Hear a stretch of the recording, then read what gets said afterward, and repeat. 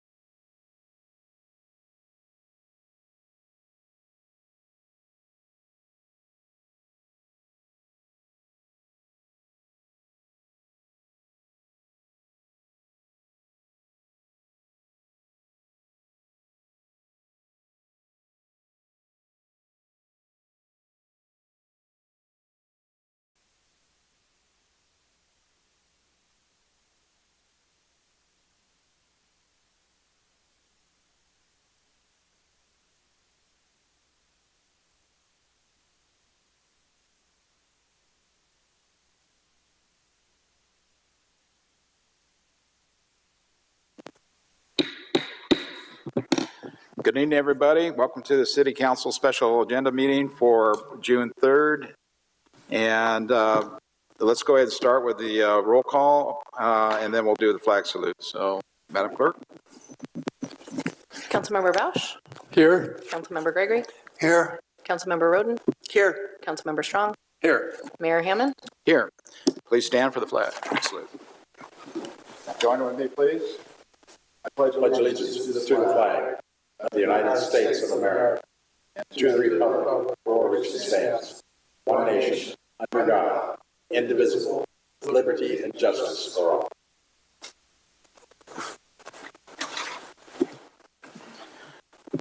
As tonight is a special meeting, we have no general public comment other than the item that we'll be talking about. So we'll move right to discussion item. First item, of course, is going to be the fiscal years 24-25 and 25-26 operating and capital budget overview. Ryan, looks like you're going to have the item. Yes. I know we have also Chris Huot sitting in, Assistant City Manager, and we also have Ty Lewis is online too. Okay, and we have our City Attorney. Very good. Thanks, Elizabeth. Okay, let's go ahead and get started. Good evening, Mr. Mayor, City Council. Ryan Cornell, Administrative Services Director. This presentation is a little bit more fluid than it is in normal regular City Council meetings. So my plan is to pretty much go over the entire budget document, pretty much from cover to cover. But if you do have questions in between, feel free to kind of ask them as we go along. But just to kind of dive right into it, this is our seventh-ish time discussion budget. So over the last 5 to 6 months. Here is kind of the timeline that we've been carrying forward for you. More recently, we were supposed to have a discussion on enterprise funds and the capital projects on May 7th. During that council meeting, the item was deferred to a future date. So we'll kind of talk about that tonight. But that staff report, or all the financial reports and the budget report from that May 7th meeting is still valid. So nothing much has changed. So those numbers are accurate. We were going to try to do this presentation as part of last city council meeting, but again, we had the nonprofit organizations that we had to work through first, and so that's why I delayed it a few days to June 3rd. Now we do have to the end of this month to adopt the budgets. We have the eye on June 18th currently, but if need be, we could schedule another city council meeting if there's more discussion that needs to be had. So really, I'm going to just jump right on into it and kind of break down the budget into its different sections and different parts. Right out of the gate, the first part, the first 30 pages is just an introduction. It kind of talks about the city. We're still in the process of coming up with a budget message, so that'll be part of the final document. But it also goes into the community profile of the services that the city has, or that it provides. A little bit of history of revenue and property tax growth, and then how the city gets its revenues, and then kind of a very preliminary economic outlook. So that's kind of the first 30 pages. It's really just an introduction to the overall budget process. It also includes the city council goals. So we put kind of the summary, the bullet points of the very first pages there as far as strategic priorities, and then kind of later on we broke down into the summaries of the goals. When we get into department overviews, that's the details. Those are the detailed memos. So everything that we've kind of leading up to this point has been incorporated in this document. And so really that introductory part of the budget is kind of where we're at today. Okay. The next section is the where we kind of get into numbers. It's the financial summaries and overviews, and then really page 30 and 31. This is the 10,000 foot kind of level of the city, and this is actually my favorite schedule. I know I'm going to nerd out a little bit, but this really is that 10,000 foot look at the city's financial situations. And so, if you kind of look at you go across the top, we have total estimated revenues. Proceeds from debt, because that is a source of dollars coming into the city. So then we have total resources coming in. We have, generally speaking, 4 expenditure types. We have personnel, so that's salaries and benefits. We have operating expenses, so everything that's not salary and benefits, that kind of fits in that operating expense. We have debt service, that's loan repayments, and then our capital outlay program. And then we have this kind of unique to governments, this interfund transfers, transfers in and transfers out. But as you can see, the city is projecting almost $128 million in total revenue for this upcoming fiscal year, and right around $170 million worth of expenditures. This schedule, as you can tell, is not by department. This is, again, very citywide and very high level. To kind of break it down a little bit more, in percentages, overall, we're looking at about 40% of the total expenditures being towards capital, and then a third about it going towards personnel, and, the services that we provide to the city. Again, citywide total is about $66 million in reserves at the end of the year. That's unappropriated dollars at the end of the June 30th, 2025. Two things I wanted to kind of point out to you. Again, you can kind of see in that proceeds of debt, there's two new items totaling $23.7 million in new debt. Half of it is for the recycled water distribution system. That loan has already been approved by the state. So as we construct the recycled water line, that loan proceeds will increase and will have to be paid back over time. So that's how we're funding that project. The second project that's using debt is the South Vine Street Bridge. We do anticipate that going into construction and into this next fiscal year, that would carry some debt in order to get that bridge constructed there. Okay, but I'm going to kind of go over all these more, right? Pages 177 to 179 go into detail of all the funds. And so even though I know what these funds mean, we do have sections in the back of the budget report that really explains why we have these different funds. And then just to take a step backwards to what a fund is very simplistically stated as a business. So we're in the water business, we're in the wastewater business, we're in the trash business, we're in the airport business, and every single one of those businesses have to have a separate budget, a separate revenue and income statement. And so that's kind of how the financial statements are presented. But if we want to dive into a bit more detail on the personnel services, again, on page 51 and in the department overviews, we dive into more specificity when it comes to people. Department overviews on pages 53 to 102, again, provide more details on what the operations expenditures pertain to. Debt service. Page starts on page 155. We go into detail on all the debt the city currently has, both on an ongoing fiscal basis as well as the CalPERS unfunded liability. We have a pretty large section on our capital improvements where we go into detail of each one of our capital projects, how it is funded, what year it is funded, and the like. And then this mechanism of transfers that's essentially moving dollars from one fund to another. There's very specific reasons why we do that, and I'll go into a little bit more detail here later in the presentation. But again, if you want to dive into the budget book on page 149, we get into more specifics of the interfund transfers. Again, more specifics. So when it comes to funds, we get into fund statements for these top operating funds and internal service funds. So right now, this is just shown as the general fund and things in totality, but if we turn the page, we'll actually be able to see the general fund broken down by department. We'll be able to see the general fund broken down by revenues, different types, and the like. So all the fund statements are right after this section on pages 34 to 49. Okay. I'm going to take a quick little pause right there and then make sure you guys are still with me. Mr. Strong. Brian, looking at the capital projects for fiscal years 2024, 25, and 28, 29, I'm on page 109, and I'm looking at all these projects. The one thing I don't see is Commerce Way. Okay. I am going to touch base on capital projects when I get later into the presentation, but real quick, projects that are already appropriated or have budget in there may not be incorporated in here. So okay. It'll be carried over. It hasn't gone anywhere, but these are for the most part new appropriations. Very good. Thank you. Thank you. So Ryan, quick question. E12 is all appropriated. Is that why it's not in this list for the months that are left? Yeah, actually, we have a whole other section on E12 too. So if you hang tight, we could go over there. And yes, it is all appropriated, and about 300,000 and then some over appropriated. So okay, thank you.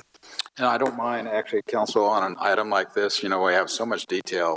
It is nice to kind of get that. If it's in our head, I like to get that question right then and there if we can. But just like make it short and sweet, and so that we can keep on track. So, thank you. Mr. Bausch. Yes. Correct. Actually, no, let's go there right now. This schedule does provide, on the very far right-hand side is the estimated reserves at June 30th, 2025 for all those funds listed there.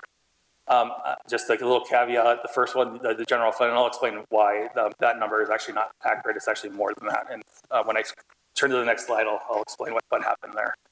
But that is our estimated reserves for each one of those funds. A couple of ones that you'll notice are negative. The big one up there is the traffic impact fee. Fund 213 has a deficit or a negative $11 million. What that means is we've over appropriated those TIF funds than what we have resources for. And a lot of it has to do with the highway the 46 overcrossing, right? They take a lot of years to construct. So even though we appropriate all the dollars in the first year, we know we continue to get TIF revenues in subsequently. So it's just more kind of advancing projects along while we wait for cash flow. A quick question, Ryan. On your computer, this is a PowerPoint, but can you, like when you're looking at a specific column, can you point directly to that? It helps us, I think, to find it. Yep.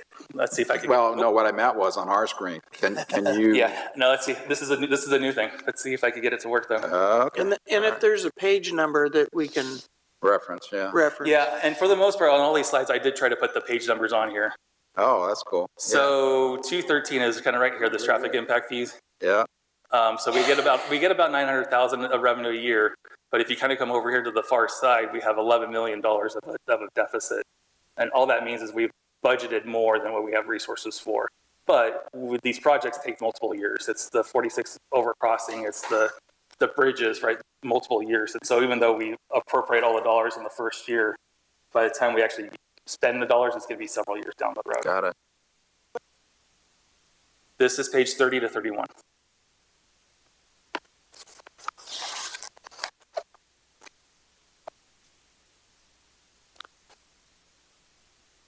So, and is the savings account not on this list for the unfunded liabilities?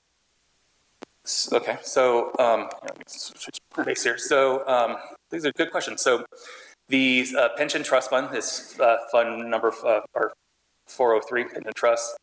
We added or anticipating interest revenue about 700,000 out of that fund, and then at the end of the fiscal year, about 10.8 million. Sitting 10.8. That's the balance in there right now. That's the cash balance in there right now. Good. The unfunded liability is well in excess of that dollars. But at least we control this value and not PERS. I noticed that our document ends at page 190, so everything beyond that I can't touch. But one of the things that was standing out at me was a deficit of 153. Oh, that's 1,000, not million. Okay, that's all right. No problem. Okay.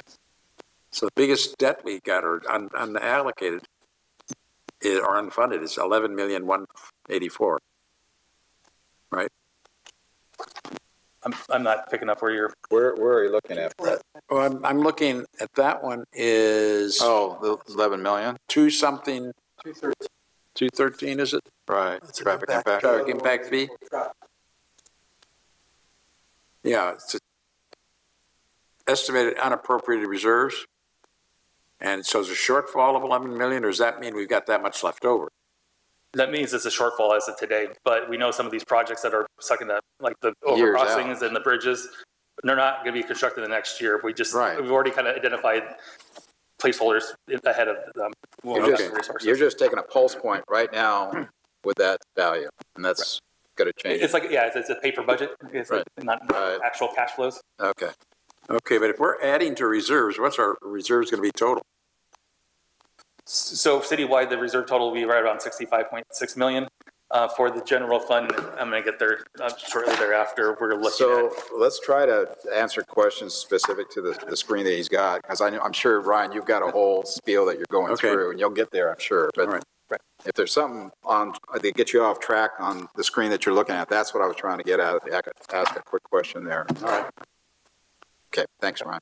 All right.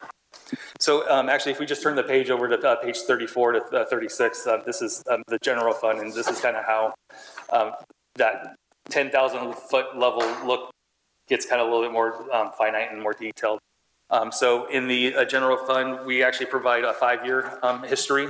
So we look back 2 years. So the fiscal years 21 and 22 and 22 and 23, those are actual revenues and those are actual expenditures. That's actually what happened. Projected for 23-24 is what I'm anticipating happen for the rest of this fiscal year. So there is a little bit of guesswork and a little bit of estimating to be had there. And then we switch over to budget. So not from actuals, now we go to budget in 24-25 and 25-26. So naturally, the expenditures are going to be more than actuals because we want to make sure we're not overextending our budget there too. So it does provide a 5-year history for you. It does break down the revenues in its individual types. So sales tax is the first one. It's the largest revenue source of the general fund. It is assumed that Measure E12 will go away, and that's why you kind of see I keep pushing the wrong button. You'll see a decline from like 20 million down to 18.6. That's the E12 going away. Well, yeah, overall, I see 24 and 26 there, we're decreasing in revenue, right? 55 million to 54 million in the bottom lines. Yeah, and some of it has to do with one-time revenues. We do anticipate, if we do have grants that we know about that will be one-time in nature, that'll do kind of a one-time in the second year. Mm-hmm. Like, for example, we have Senate Bill 1090 proceeds. They are there for economic development. They were in part of the Diablo closure settlement agreement. And so we have dollars that are sitting in a fund that are being used for economic development. Well, we have a couple projects that Paul has recommended that we use those funds. And so the way it works is that we do a transfer out of that economic fund into the general fund. So you have kind of a one-time revenue in that example. But along with that same set of question, then, with anticipated revenue of grants, does that include that 10 million we're getting from Slow Talk just last week? Yes, and it's not in the general fund, that's in the capital projects fund. But we do have some grant revenues assumed. Okay. And then Mr. Mayor, also to make a point of the revenues declining, again, we were gaining 3/4 of the revenue in 24-25 of E12 because it sunsets on March 31st, and then 0% in the second year. Oh, I see. So so we're showing an initial decline in 24-25, and then the whole decline in the second year. Got it. So on the flip side, right, if we're going to assume the revenues aren't going to be there for E12, we're also assuming that the transfers to the road maintenance project is not going to happen either. And so that's kind of we're not doing roads, but I have kind of an analogy with this one. It's almost like that train with coal, right? We have the E12 money in now, we're throwing coal into the train and it's going. We don't know if E12 is going to be there or not. And so what this is going to look like is we're not going to put coal in the fire, but we have plenty of energy to get us through the next 2 years on the road maintenance project. So worst case scenario, if anything does happen with the E12 and doesn't get renewed, we'll come up with a game plan that after the second year budget cycle of how we're going to maintain our roads moving forward. So we have 2 years of cash to maintain projects. Correct. Project, right? Correct.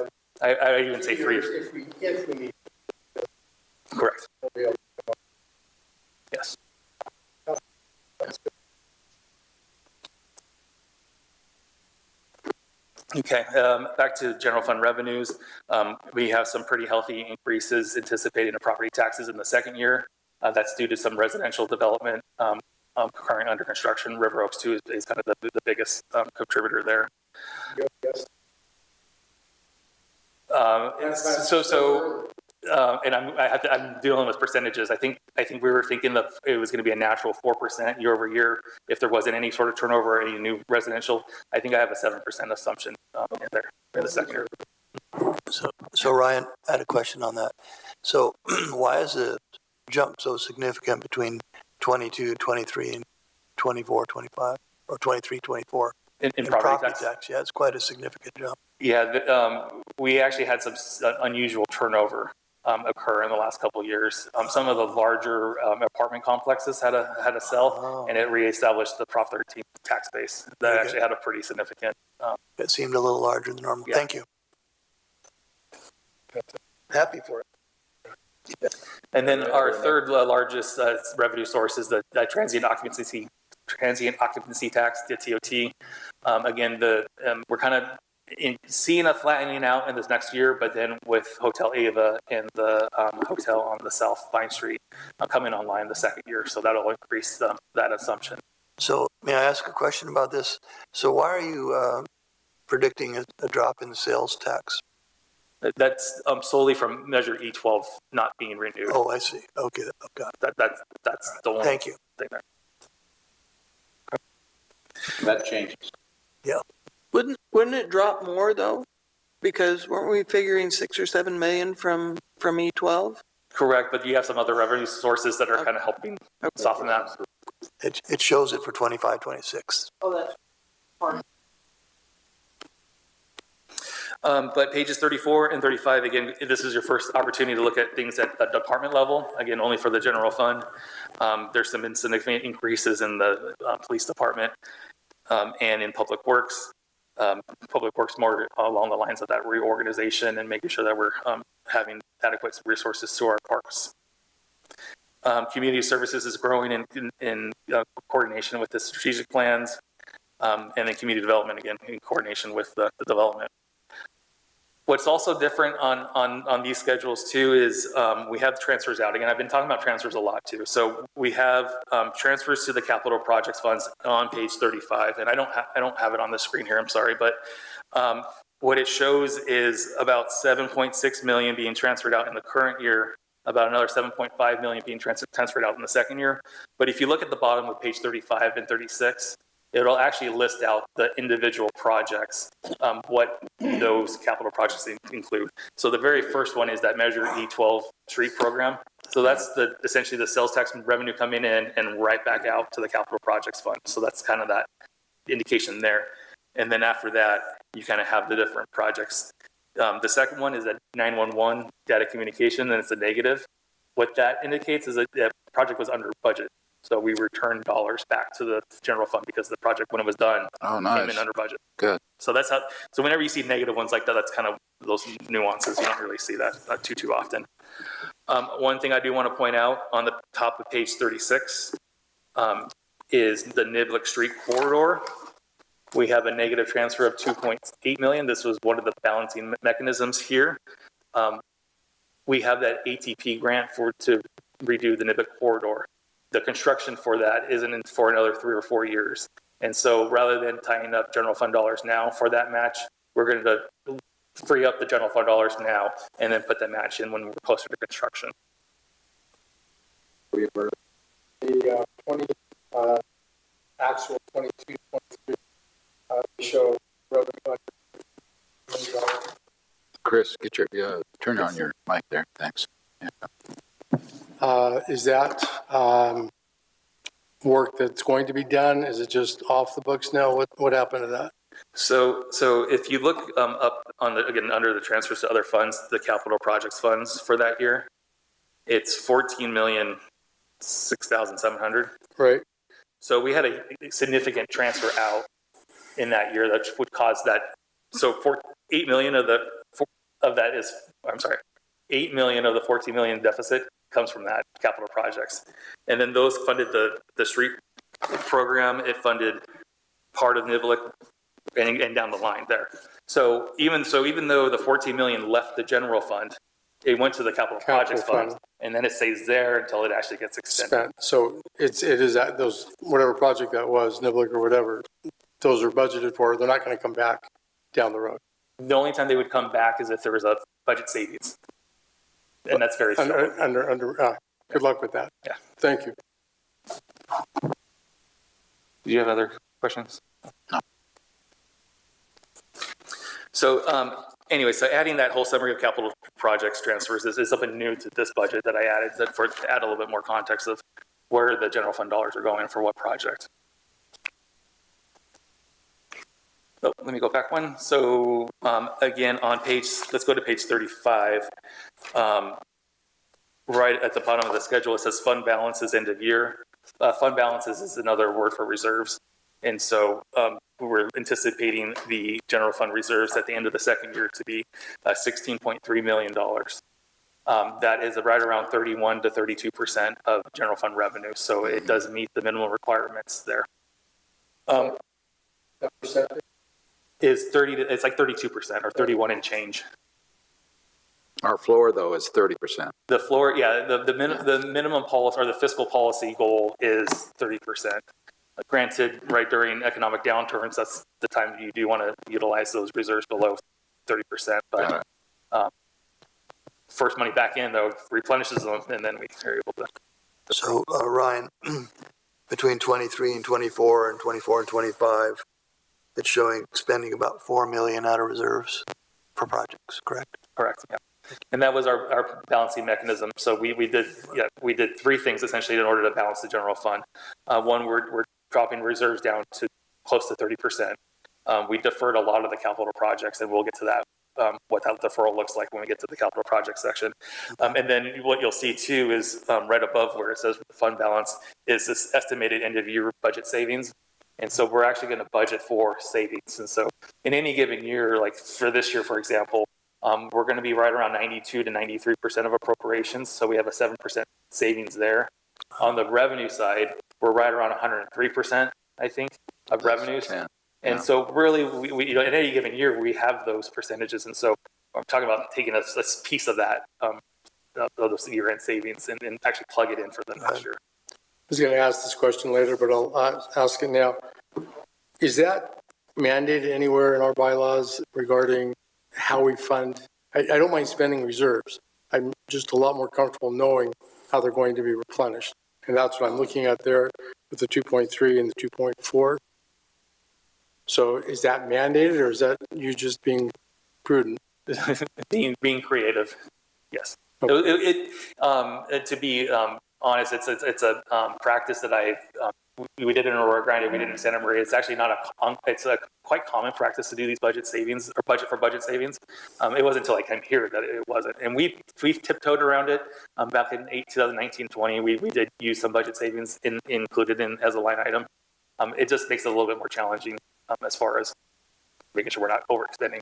Right? Well, I think it's a very laudable goal, and so thank you for putting that in there. Yeah, because even when I'm perfect, even when I'm 99% accurate, that 1% is still a lot of dollars that we could still utilize. I think it's important to note too, most cities are in that 20% reserves ratio, aren't they? Pretty much. Yeah, that's an excellent, good point too. A lot of the policies are less than 30%, usually in the 20 to 25% of operating expenditures too, not even revenues. And so we have quite a conservative reserve policy. Good. So Ryan, just a quick question on the funds coming from your estimated budget savings.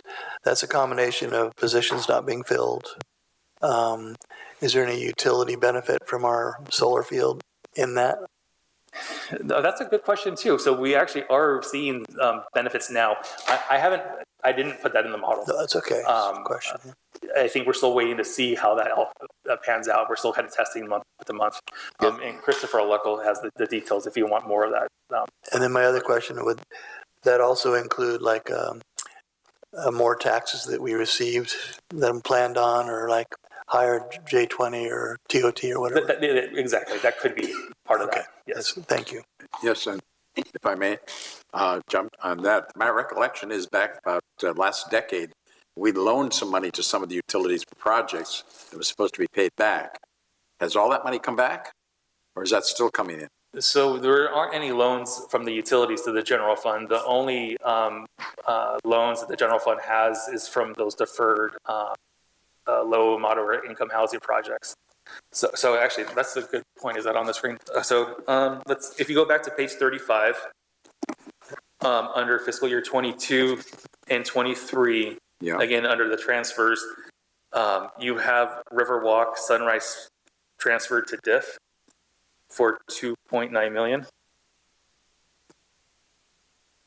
Yeah. Okay. So those are the two most recent, Riverwalk Terrace and Sunrise Villas. Yes. Oh, pretty good memory. So when council enters in these deferred agreements, what that does is the general fund essentially pays the DIF fees on behalf of those entities. Right. So the general fund paid all those DIF fees back. Now we have a loan in the general fund. So now when they start repaying it, it'll go back into the general fund replenished.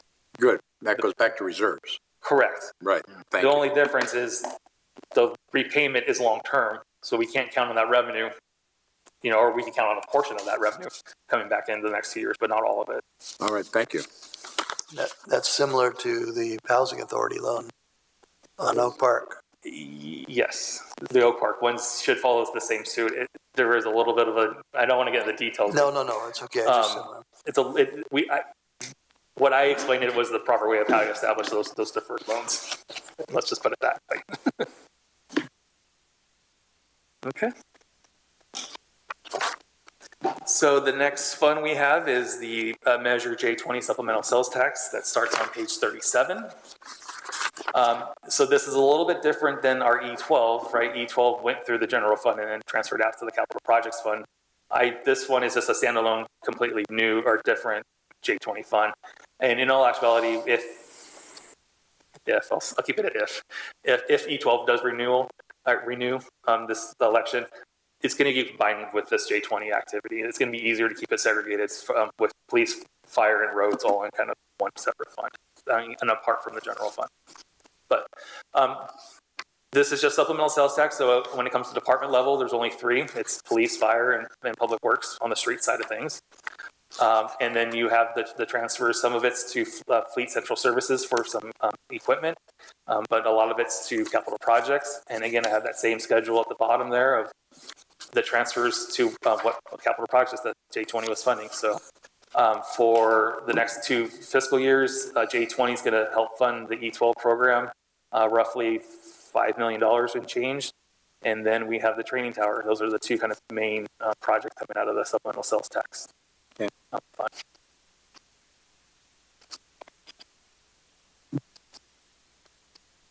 Thank you.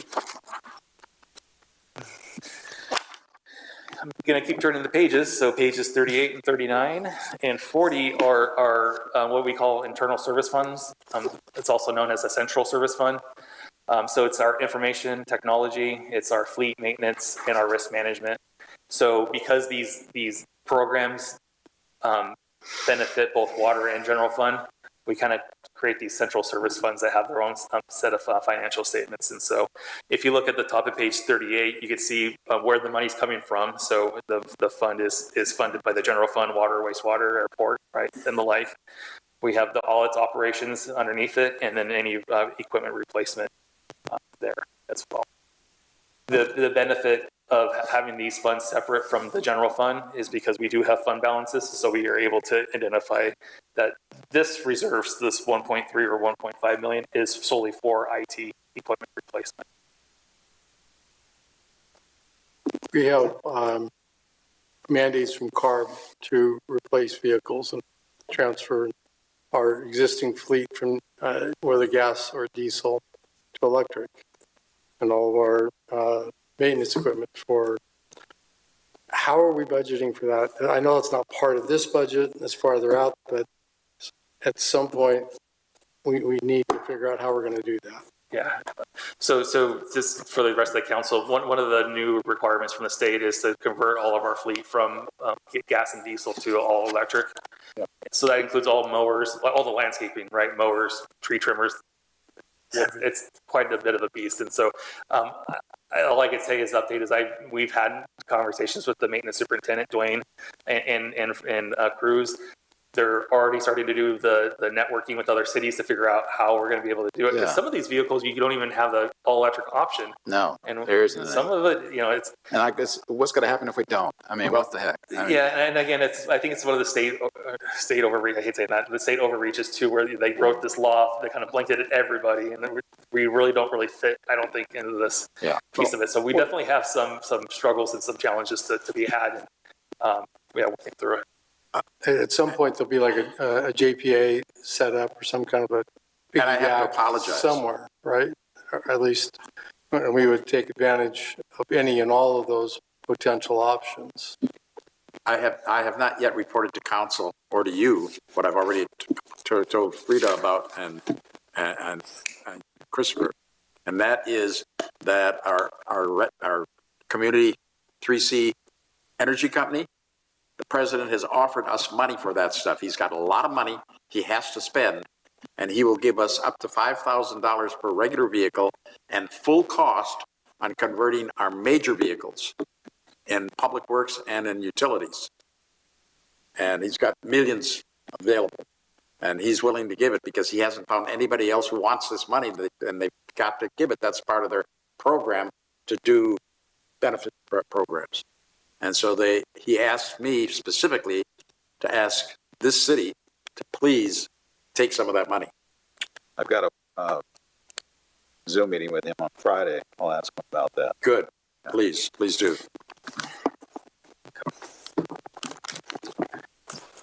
Page 39 is the fleet maintenance services. So very similar to IT, again, how it's funded, its operations, and then the vehicle replacements at the bottom.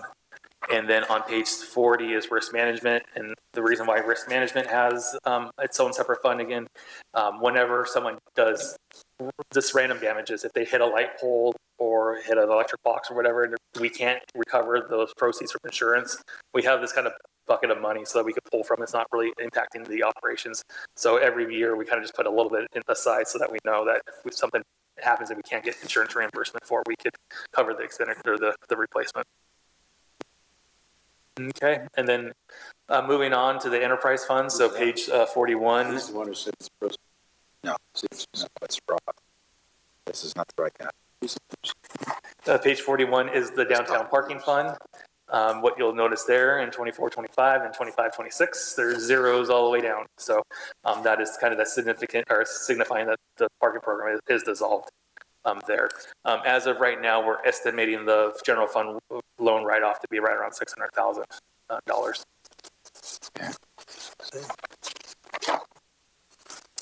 Page 42 is the landscape and lighting district fund overview. At the next city council meeting, we will be requesting the assessments be approved. And so really that detailed report is just a carbon copy of this financial schedule here. Going to page 43, it's the first piece of the water fund. What's nice about when it comes to water and wastewater funds is that we do these 5-year rate studies that really are the blueprint for budgeting purposes. And so for the end of June 30th, 2026, we are projected that the water fund will be about $1 million ahead of what the rate study had indicated. So right on the money, in my opinion, there as far as the water fund goes. Not a whole lot of changes in operations.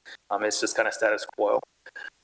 Again, another thing I changed on the schedule is at the bottom of page 43. It'll actually list out all of the capital projects that the fund is going to be constructing. So Ryan, just a question. So your water connection fees are starting to soar a little bit because of all the new housing and commercial development? Correct.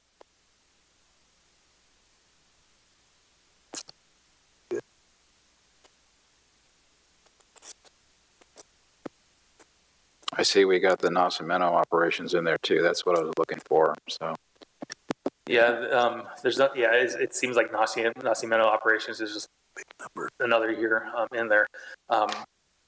I do like breaking this out. It's such a large expense of the water fund. I think it does need its own line item. Yeah, Margarita. Yeah.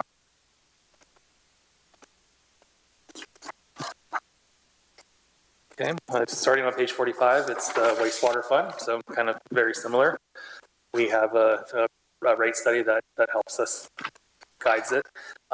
In the second year, it will be the end of the 5 years, so we do anticipate the next rate study will at least get started in beginning of fiscal year 25-26 too. And very similarly, we have the capital improvement projects listed at the bottom of that schedule as well.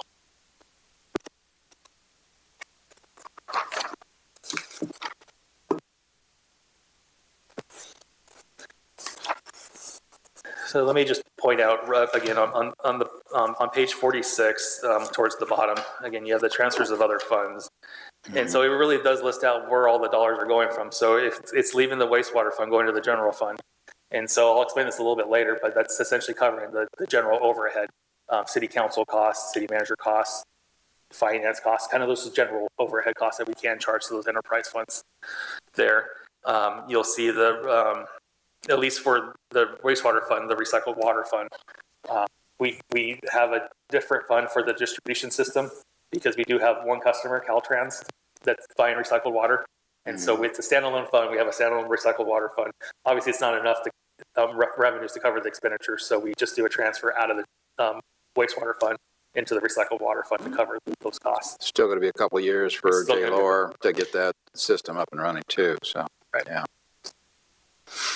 But you'll be able to see the IT central service, the transfers that the wastewater fund is providing for IT, the transfers that it's providing for fleet and for risk, right? It's all individually, in each one of these schedules here.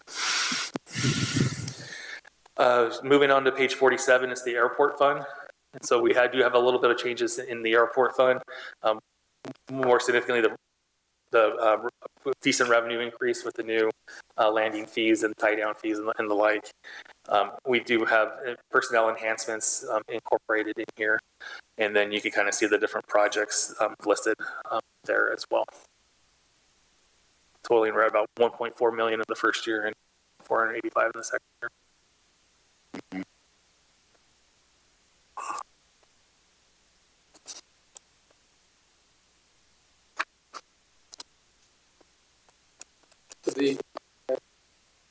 The grant revenue, that's for the study? Yeah, yes.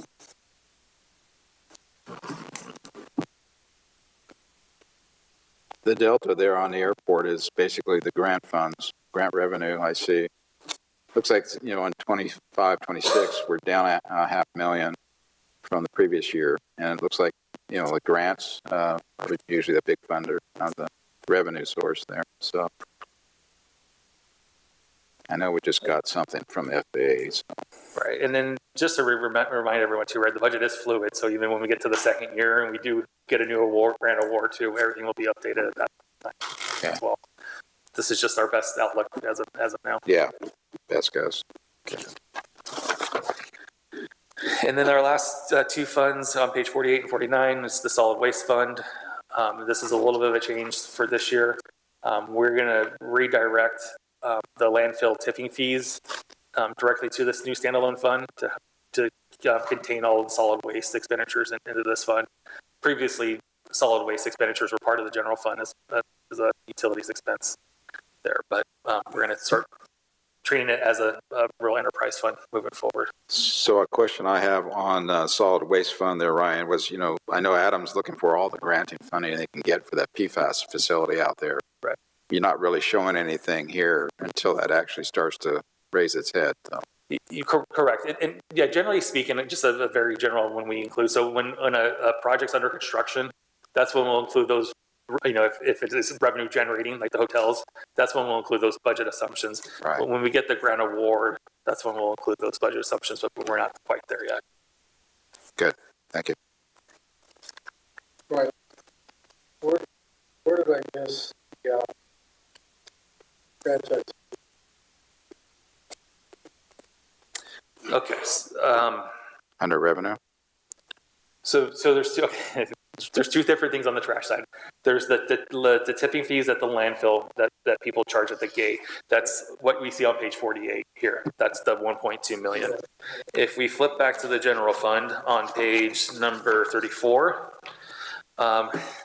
it's the all other taxes, includes franchise fees. There it's the fourth or fifth one. All other taxes? All other taxes. That includes business license, it includes our cannabis tax, franchise fees, including PG&E, the gas company, and the like. A lot of fees, it's not very small. Is this considered a revenue or a enterprise fund rather than general fund expense, though? So it's a franchise fee. So the franchise fees are general taxes. Okay, so they go in general fund. Yeah, it's And how much are those are those fees? the trash franchise fees. I'm going to say in the $1.3 million neighborhood. Don't quote me on that one.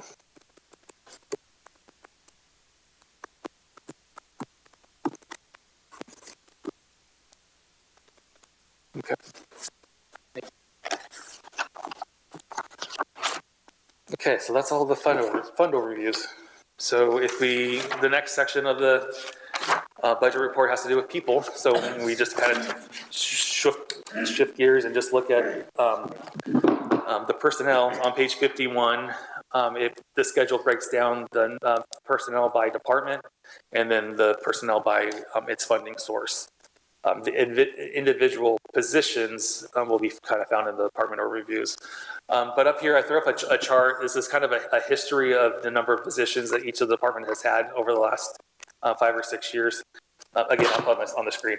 I'm making you go back and forth. These are full-time equivalent These are positions. full-time equivalents. Right. And so one thing I kind of see here at least on the police side of things, right? With Measure J20, we've been able to have significant increases in the number of positions in police and really in fire too. This would actually be a little bit more significant, but the SAFER grant employees were actually ahead of this. And so we really didn't see an increase from J20. Because we already had them on board. But from this, you can definitely see that the increases in personnel have definitely been in police and fire. We could see decent increases in public works. Again, this has to do with the reorg. Again, expansions in the airport and the like. And then community services with the more recent strategic plans. Looks like fire is the only one that's going to be really increasing in 25 or 26, excuse me. Yeah, and this represents the squad. Oops, the paramedic squad. So that's 6 firefighters and 6 engineers to bring that squad back in online. Mm-hmm. Okay.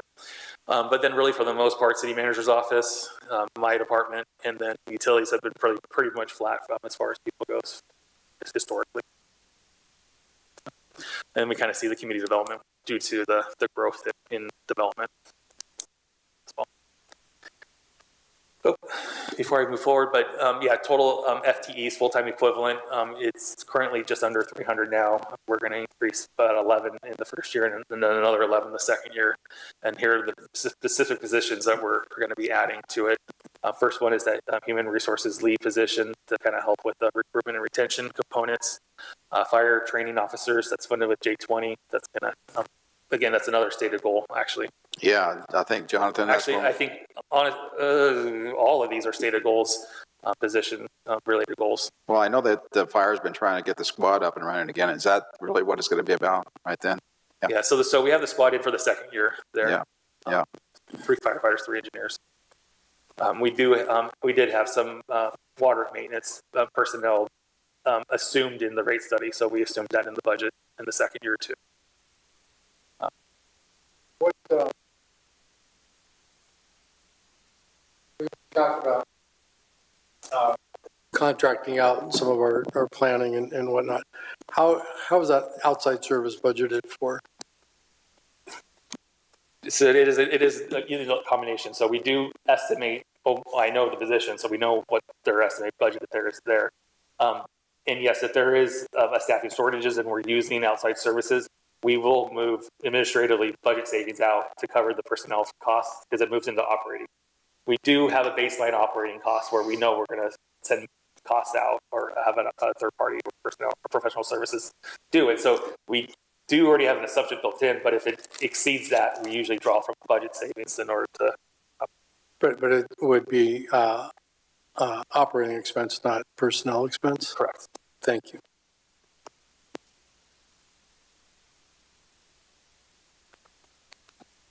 All right. So after the personnel section and starting on page 53, we get into the department and program overviews. And so this is really where we start seeing things at the department level. We start off the city manager's office, and it goes with an organizational chart. It goes with the detailed number of positions or titles of the positions in there. It talks about what the department does, and then the current strategic priorities and goals. Those are just the memos, the goal memos from earlier in the year are just kind of copied and pasted and updated into each one of these department overhead sections. And then when you get towards the end of these sections, starting on page 59 and 60, you get to some of the financial numbers. The first schedules breaks the department's appropriations by fund. So the city manager's office only has two. It has the general fund and the economic vitality fund, that SB 1090 that I had mentioned earlier. The next schedule on page 60 breaks down the department's expenditures by category. So that's the personnel, the operating, the debt, and the capital. And then lastly, the last schedule on each one of these is by division or program level. And so for the city manager's office, you have the city manager's office, city council, civic engagement, city clerk, and economic development. So all of this order is copied for every single department moving forward, for admin services, for police, fire, and the like.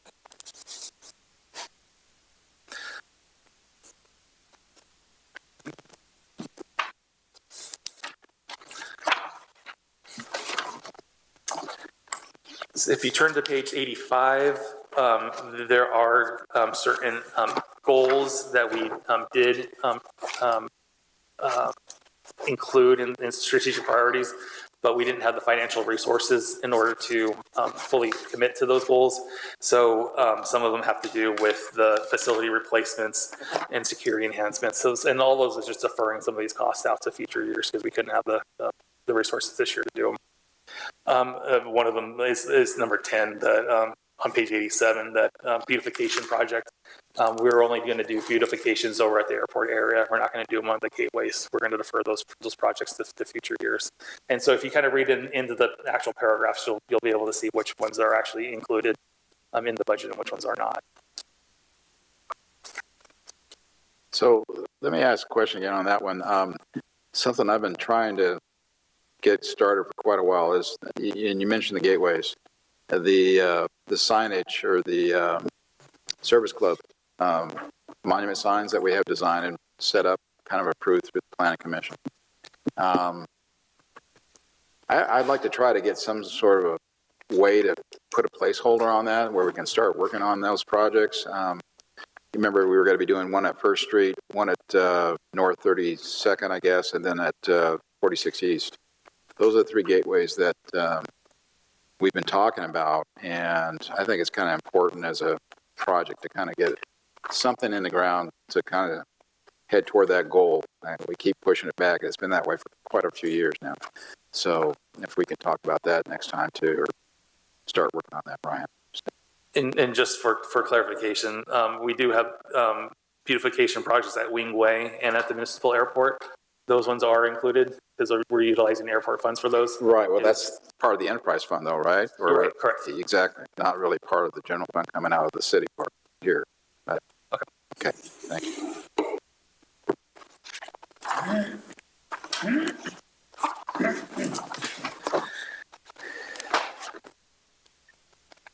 Going to real quick on page 94, this is the library strategic plan.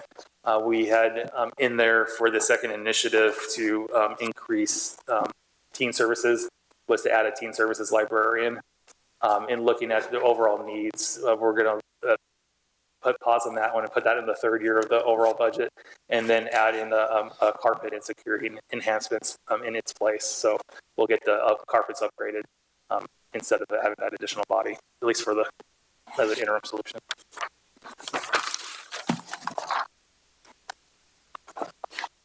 Okay.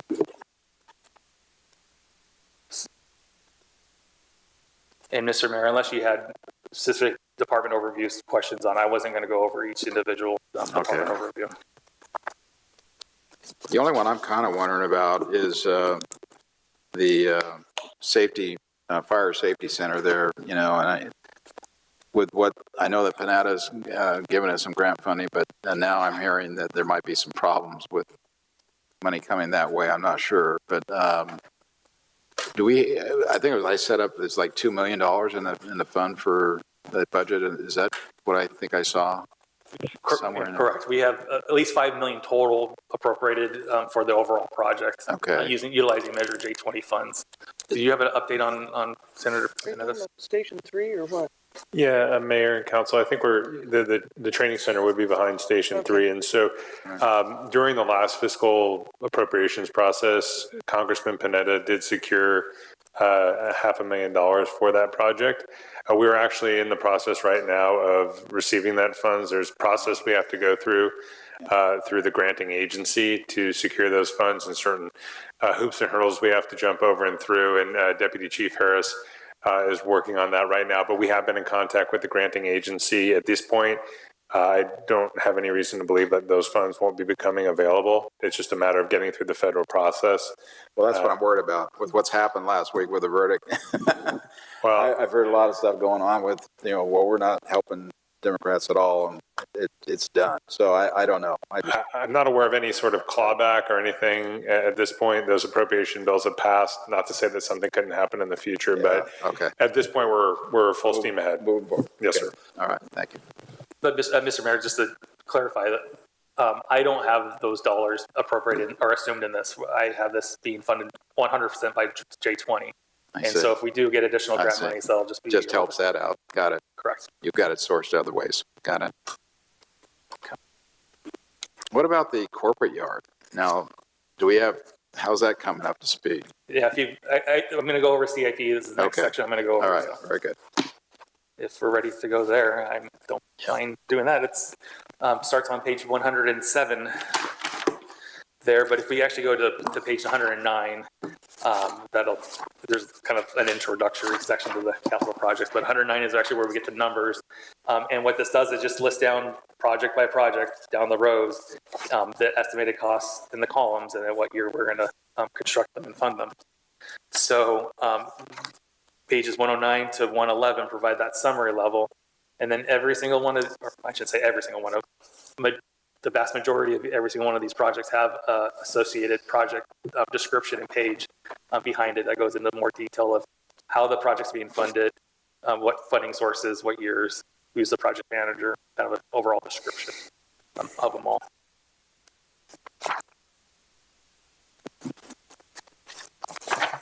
So Ryan, I've got a question on page 109. It talks about Creston to Rolling Hills, and that's 1.4, and then 24, 25 goes to 2.5 million, and then I don't see any other funding for Creston Road. Correct. So that would So mean is that a completion of the project?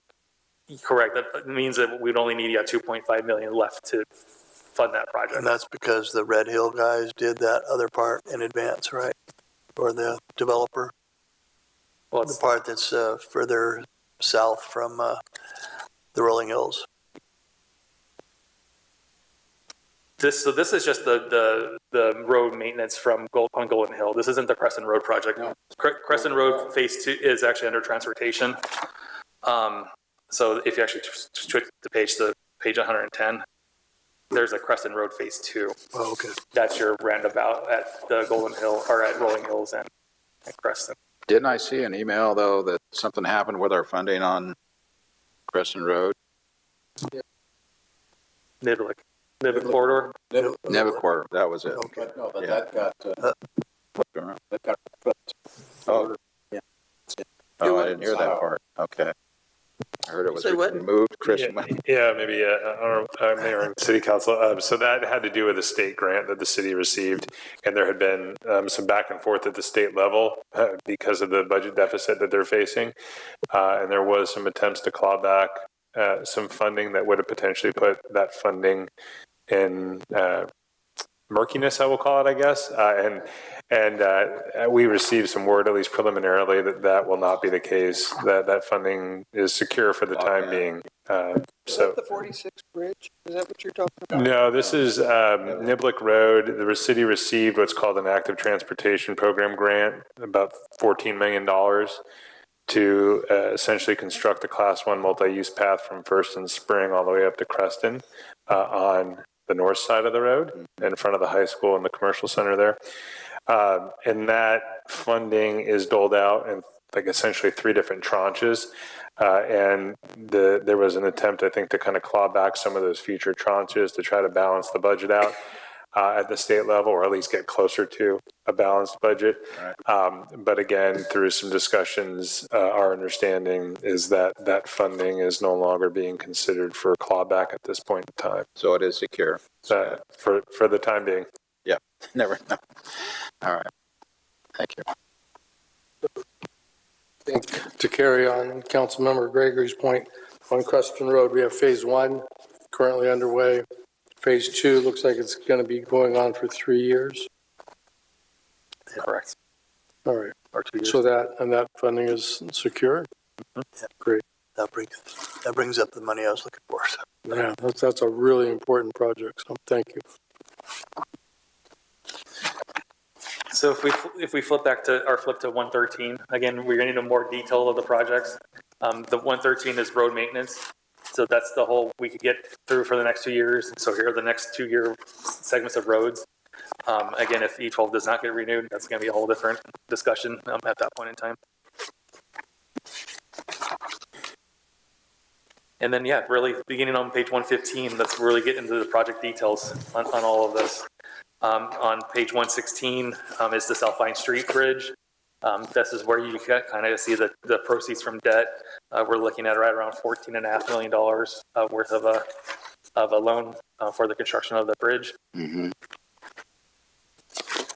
There, we have the downtown parking lot programs.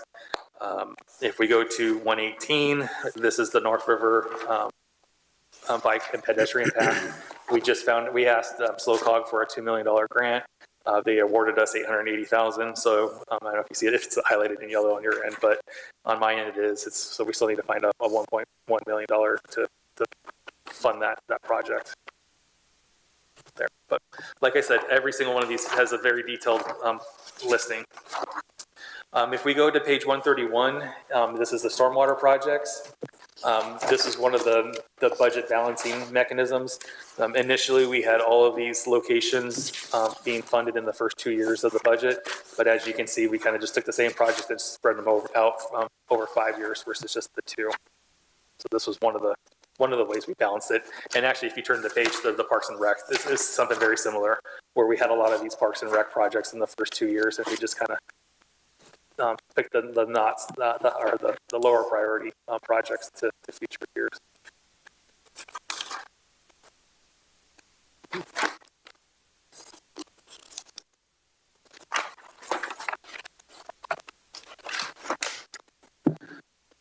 On page 141, that's the corporation yard, that construction there. That includes the fleet maintenance shop and the landscape crew, as well as utilities and the home of utility billing. And then flipping the page on 142 is the training tower, which is kind of right on the same campus, just kind of further behind it there. Yeah, that's where I got that 2 million. It's 2 million over 2 years, so it's total 5 plus what we have into it already. Yeah. And as you can see, and I don't have in here the grant funding from the Panetta's office. Right, not listed, but it could help, yeah.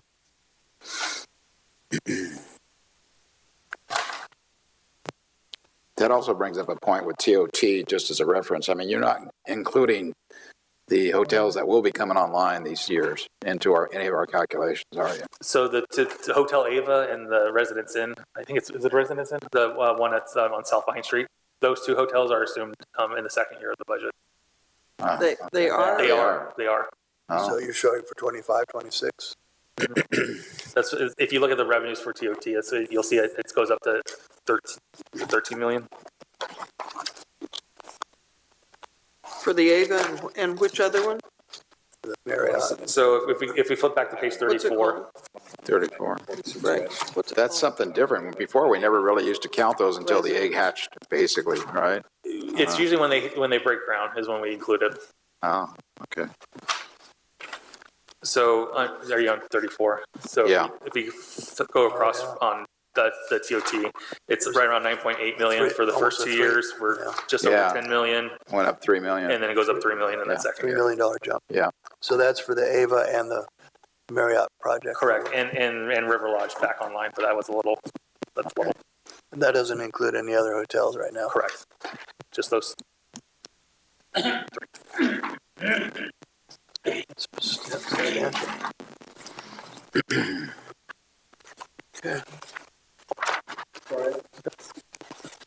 Page 140, City Hall Library stucco remediation.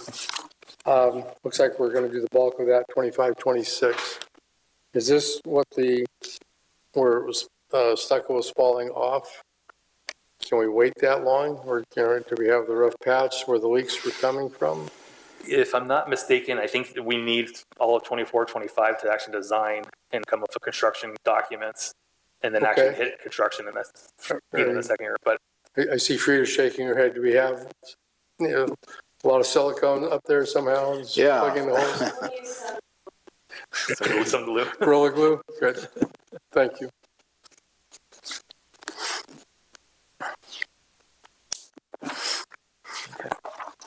And then if we go to page 144, now we get into the details of IT. Like we get very specific on what IT pieces of equipment we're replacing. So that's all listed there by department. And then if we flip over to page 148, we get all the vehicles, very specific by department too.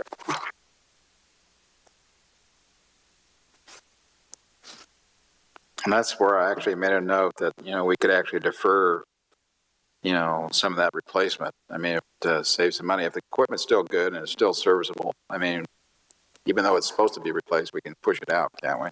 And that's a comment. That's actually a baseline policy.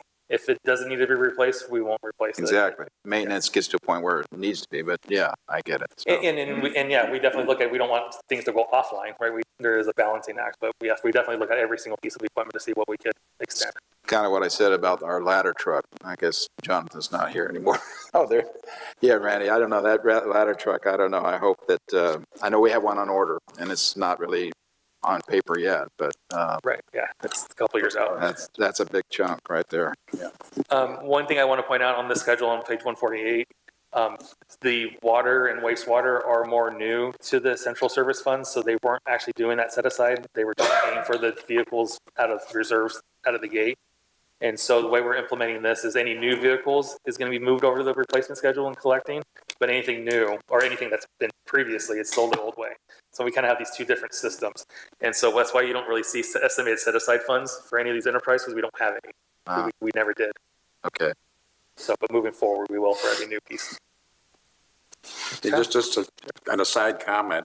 I look at these prices and they look great because we just bought a new electric bus for RTA, 1.3 million for one bus. Yeah.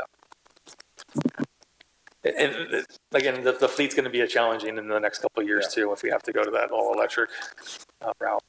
Because we're even looking at having to double up pieces of equipment because we're not even thinking they're going to last the whole day's worth of operations.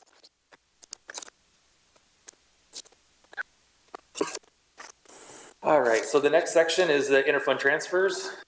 We have 4 transfers when it's kind of all said and done.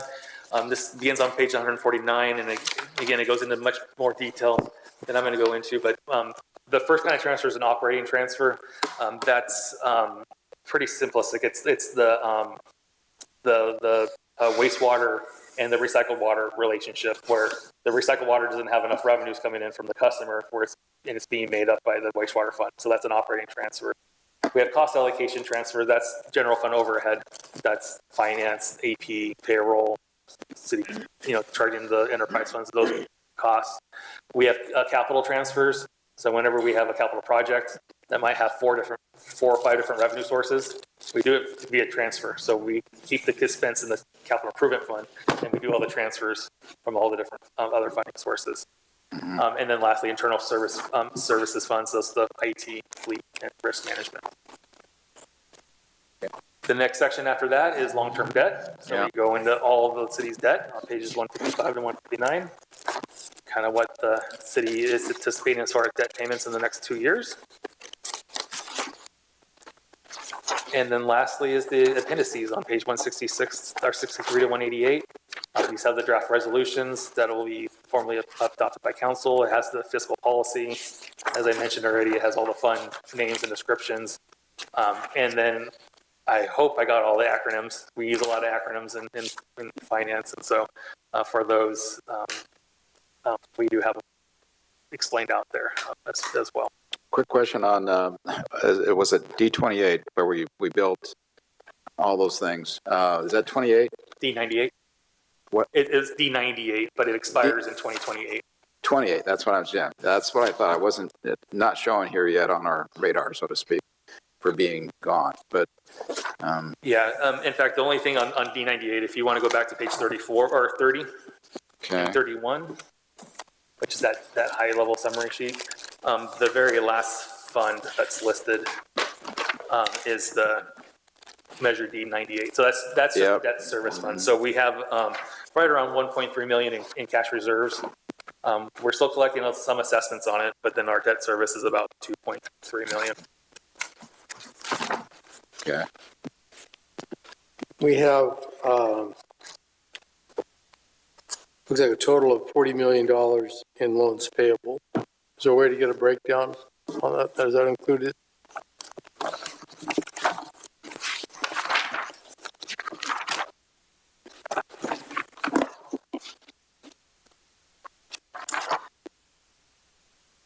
Yeah, so if you actually go to page 157, 157? which is a couple pages behind that.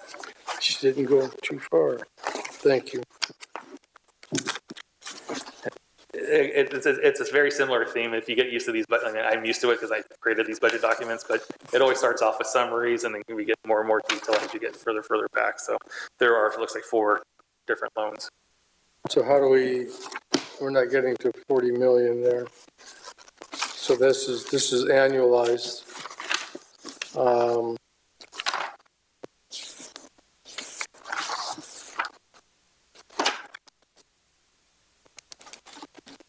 I see a total of about. Well, the very first one is a $30 million loan. The very top of page 157. 157?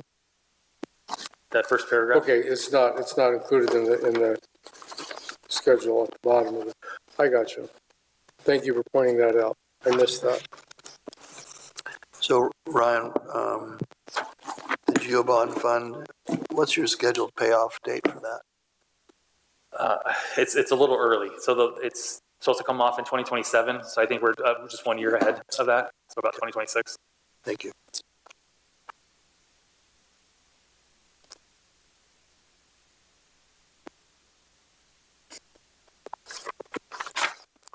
And I have a question. So the loans payable, most of those are from the wastewater treatment plant?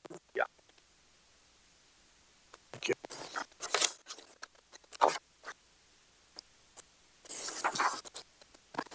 Yeah, on the loans payable, it's about $29 million for the wastewater treatment plant. It's $300,000 from airport fuel facility project that's still outstanding. We have almost $9 million for, again, wastewater, but the tertiary treatment that's creating the recycled water. And then about 1.6 million related to the Siemens HVAC system upgrade that we did here in this building. What's the interest rate on the wastewater loan? Is that 1%, 1.2% or something? Did I put that in the text here? No, I don't know that one. It's okay. Isn't it really low? I know it's Christopher, it's like that state revolving 2%, really low. Yeah. We just couldn't pass it up. No, it's a good way to use it. Yeah.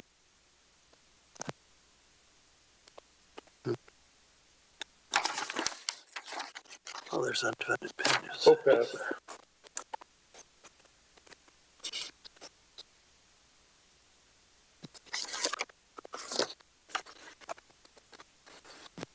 So, Mr. Mayor, that actually concludes my presentation. So, Yeah, happy to answer okay, any more questions. Or Got her done, Ryan. We've been answering questions all the way through. Anything further from council? I'd like just a brief explanation for understanding on the library transition. I like the whole idea of what you guys are doing, but could someone just explain that a little more to us, Angelica?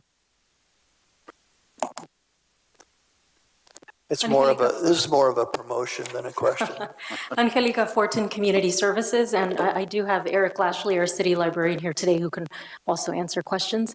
The library was built here about 30 years ago, and we've not had a new carpet since then, so we are kind of due for a replacement there. We also feel that with replacing the carpet, we'll be able to make some shifts in our shelving and some of the furnishings in the library so that we can better meet the needs of our community with our service model, which is really to become a community hub and invite even more members of our community to enjoy the facilities. We felt that that was a priority. We do definitely want to continue to provide services to our teens and expand that program per our strategic plan. It is a 5-year strategic plan, so we determined that strategically it would benefit us greatly if we were able to make those facility changes first and then introduce the teen services librarian. We actually, if you go into the library now, you'll notice we don't have an adequate teen space. And so the idea is that we would create those facilities so that we could really provide better service. So you're generating a lot of space by redesign of your layout? We're hoping to really modify the space to provide more flexible spaces and more open spaces for more flexibility in programming. I must say that Eric did a great job at Rotary last week explaining kind of what the new vision is for a library.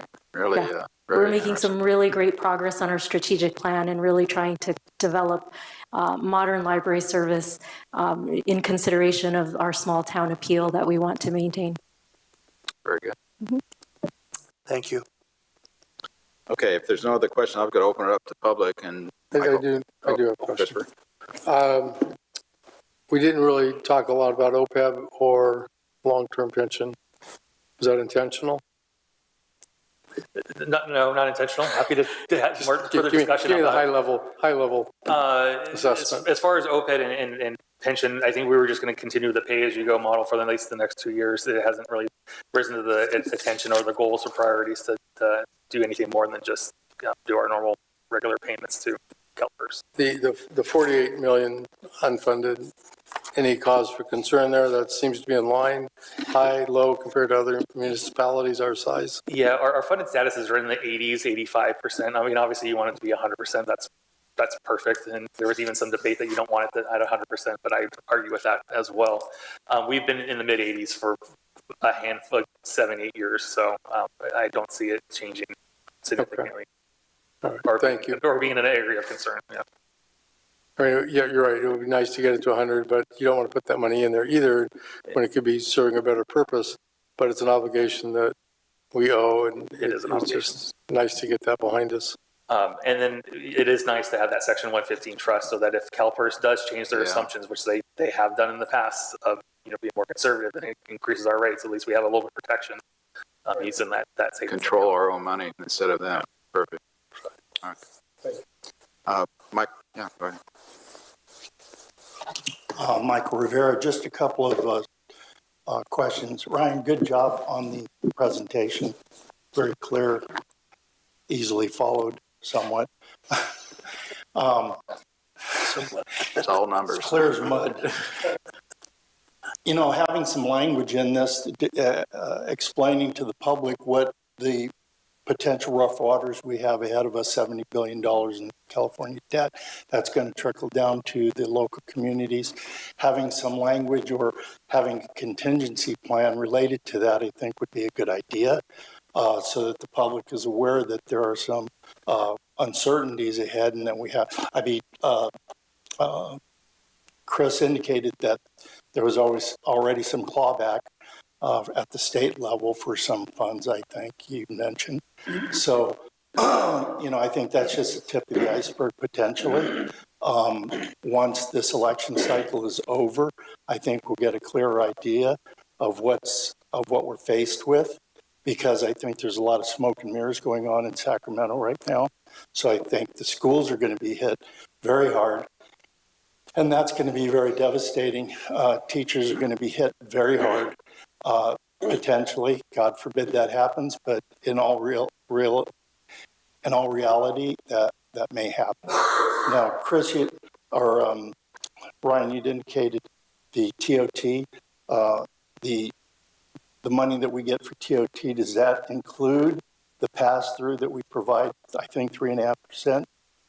Or is that the gross amount or the net amount? So that's another question. I think that works out to, in total, about $3 million in pass-throughs that we provide to others of our TOT. In general, I think that the the report was good. And I think there could be a little bit better outline of some of the things I just mentioned as it relates to potentials, because it's always good to tell the adults in the room, and there's a lot of them, people are able to, accept realities, what the potential impact on the city will be and how we would address it. And I don't think that's done enough. And I think there's surprises, and that creates cynicism, and it creates a lot of problems with the public believing what their government is doing. So I think total transparency is important as we move through this cycle. The total debt obligation, Ryan, again, is, what's our total debt obligation annually, or total gross and then annual debt obligation? We could answer that. I have a number of other things, but my 3 minutes is up. Thank you, Michael. Anyone else in public?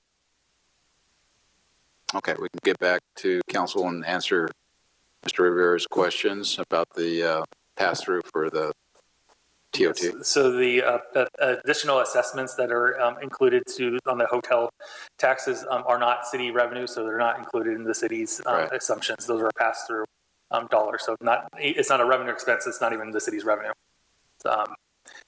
The second question is the total debt payments. Again, those are detailed in that section, the long-term debt section. We didn't assume any sort of advancements of payments, so we're only making the minimum required payments across the board.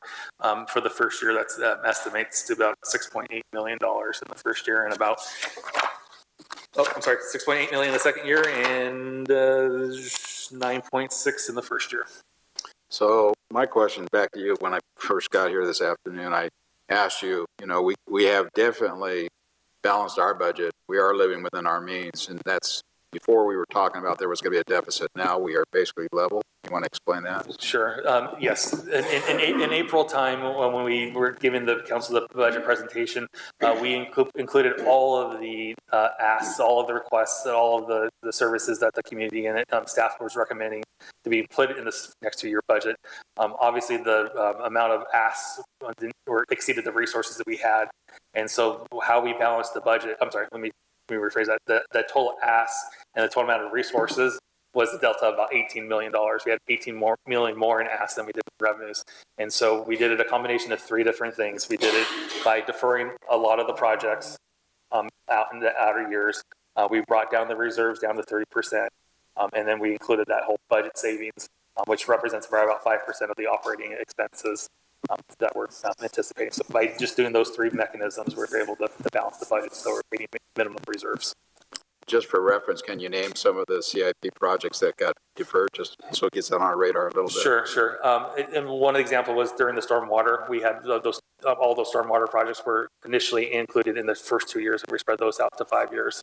Very similar with the Parks and Rec projects. Again, we had them all being done and completed in 2 years, and we spread those out over 5 years. I just had the project, the Mill Road annexation. So we did have some dollars programmed out there. There's going to be at the end of the day, there's going to be about 20 million of infrastructure costs that need to be inputted out there. And we're just now looking at the annexation piece of it and figuring out all the players. And so we put some decent dollars towards that funding and towards that feasibility in the last couple of years. We just couldn't do the whole ask. I think we only put in program 500,000 additional for this next 2-year cycle, just to move that forward onto the next process of the LAFCO process. The ADA transition plans, normally we try to put about $500,000 a year set aside so that we can improve some curb ramp, sidewalks, and the like. This year it's been reduced down to $50,000 per year. So those are kind of the examples that we use to balance the budget. Okay. Councilman Strong. My comment would be that a lot of people don't understand, and I think Michael does, that a budget is a plan. It's not an actual expenditure. The expenditures occur when we actually vote those expenditures. And we only do that if we've got the money. And that's why we have various corrections during the year. If we learn additional information, that's when we have a budget correction, just so that we have a better idea of what we are going to do and what we can and can't do. But the public sometimes has trouble grasping that. And I've been in hearings in other cities where they had almost riots on the floor of people who thought they were expending all this money with that they didn't have. And it's hard to get that across to people, that this is a plan, and plans are subject to adjustments depending upon what facts come down the road. So we'll make those adjustments when we have to. Mr. Mayor, it's Ty Lewis here. Is it all right if I insert a conversation? Absolutely, Ty. Go ahead. Yeah, you bet. So one of the things that was a real point of emphasis for this budget cycle was, and I think, Mr. Cornell did an excellent job this evening. He deserves accolades for his presentation. We really focused on trying to go back and look at our deferred maintenance throughout the city. There's a lot of work, and Angelica did a good job enumerating within the library and across all departments, where we've been deferring projects due to a lot of the uncertainty in the economy. One of the things that we've been noticing, and I think council's keenly aware of, and hopefully the community, is the escalating costs of doing these repairs in recent years. A lot of our projects are coming out at double or triple the original costs that we had budgeted and estimated even 5 years ago. And we really looked at that and said, hey, these costs aren't getting cheaper. In fact, delaying repairs is in and of itself is escalating costs because there's more deterioration. So we really wanted to prioritize, how do we get these things done? How do we make council and the community aware of all of the different things that, have not been taken care of, have not been maintained, to get us, on that track. And as Mr. Cornell pointed out, some of those we were able to do in the first 2 years. Some of those we're still planning for over 5 years. Nonetheless, that list isn't going to get any smaller. And the more we defer, when we talk about costs that we have to bear at some point, those are going to come due. So we really put an emphasis. That's why you're seeing a little bit of a drawdown on reserves to spend that money wisely. The present value versus the future value of money is something that we really emphasize during this budget process. One thing, Ty, that I forgot to bring up, and I actually marked it, was the pickleball. And that's a major, going to be a disappointment for a lot of people. It looks like I think on page 136, we show it being pushed out to 27-28 now. Is that the plan at this point? I mean, that's why I was asking to some of the deferred plans that we want to. Yes, actually, so another element that I didn't mention that I incorporated in the budget, when it came to development impact fees, the city does have an obligation to expend those impact fees within 5 years of receipt. And so a lot of these outer projects are showing that mechanism that we're going to spend these diff fees. And so really the 27-28 on page 136 isn't for the pickleball courts, it's for the whole development of Sherwood Park. Oh. The pickleball courts are really the carryover, and we don't have funding sources. And that's actually going to be brought up at the next Tuesday or tomorrow night city council meeting, right? With that project, because we are short on that. Right, we are way over budget with what the quote came in at. I know that. So, okay. Quick question. This is just a technical question. In the scenario that E12 does pass, the only thing that really changes on our budget is the roads. Correct. We're increasing both revenues and our road expenses. Good. Thank you. Okay. Yeah, Mr. Gregory, that's an excellent point. We, depending on what happens with E12, and I think we're all hopeful that, the community is going to come together and see the value in that project, that when that money does materialize, if it materializes, it really changes a lot of the dynamics and flexibility with, especially for our public safety folks. Right now, a lot of those funds to balance that need for roads is going to come out of J20 money. So emphasizing the opportunity to relieve the pressure, ensure that we keep a robust public safety team, as well as prioritizing our roads, is a key, storm cloud or headwind that we have as we approach November. Thanks, Ty. I would like to, sure. I'd like to offer a compliment. Ryan does not, he's really not optimistic. He doesn't look at it through rose-colored glasses. And that's one of the things I appreciate about the whole presentation, is it's a matter of, this is reality. And this is conservative reality. And he has always presented conservative budgets to us. He's never gone overboard, especially on revenues. So that's why we've never gotten in trouble. So I appreciate that. Thank you. Okay, we've had a request for a 5-minute break, if that's okay, Councilman Gregory. So let's get back here right at 25 to. Be back at 4.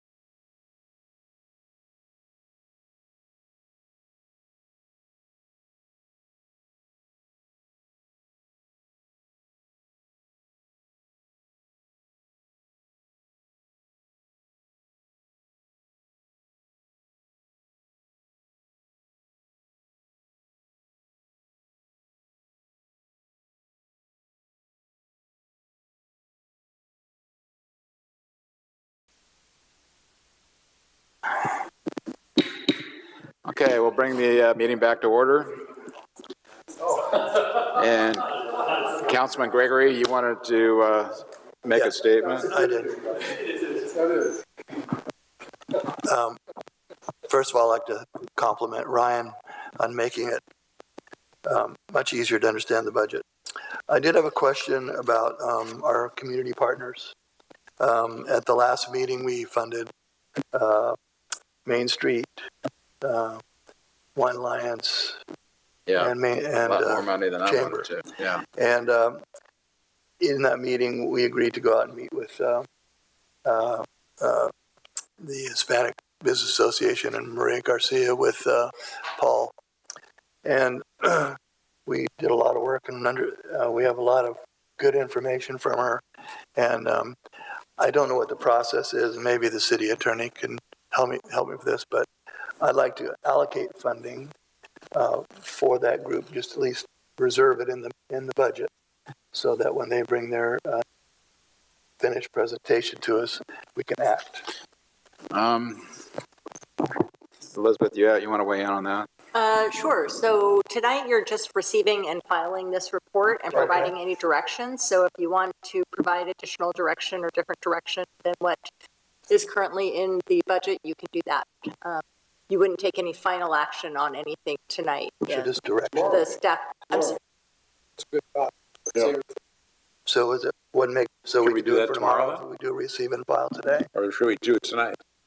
If you want to give them direction to change the budget before it comes back to you to finalize, you could do that tonight. Otherwise, if you wanted to do it in the current budget, or, do it as part of your council comments, you could do it tomorrow also. So let me ask a question to Ryan. I mean, if through the budget process in a year or two, whatever, there is always funds that we can pull for things like this, can't we? Or does it have to be transferred from a different location to fund it, obviously? But Ideally, we'd want to know what the council's desire and direction is on as far as the nonprofit groups ahead of this. well, see, that's the problem I have right now, because I actually met with Francisco Ramirez on Friday.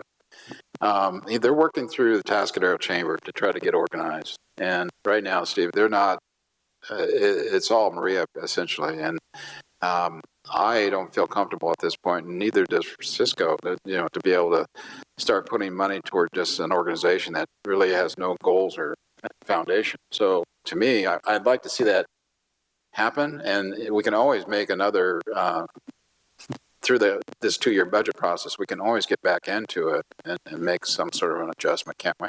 So we could slice it both directions. We could include a budget appropriations and need the expenditure to come back for council approval before we actually make the payment. So at least it's in the budget, but then you have the mechanism to approve it before it goes out the door. Or come out at a later time and just do a budget adjustment and appropriate dollars from reserves at that time. And again, whichever way you go, this would just be a budget issue. We don't give anybody money without an agreement, so you're going to get an agreement back before you. So whether you do it now or whether you do it in 6 months when they're more formed or whenever you feel is appropriate, at that point you would direct staff to go and negotiate an agreement with them and bring something back for you to approve.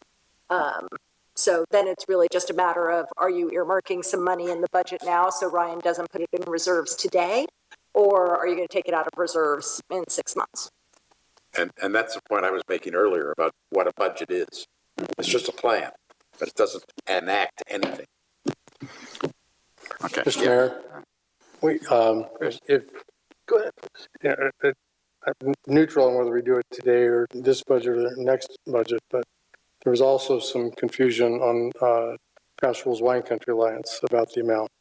And we should probably include that into the discussion as well. That was the reason why I voted no the other night. There was Just to let you know. about what? I'm sorry, I didn't understand. What? Paso Wine Country Alliance? They did what they were asked. Staff was asking to hold the line, what they had previous years. Wine Alliance did an $85,000, which is what they were granted last time. Everybody else raised their amounts, and you guys helped that even further with Main Street, right? Yeah, Main Street wasn't asking. No. I don't have the numbers. I think it was 115,000 is what. It did go up. Yeah, it did. And so my point was, and that's why I voted no, was we asked these folks to hold the line, and Chamber and the Main Street folks asked for more money, and we gave it to them.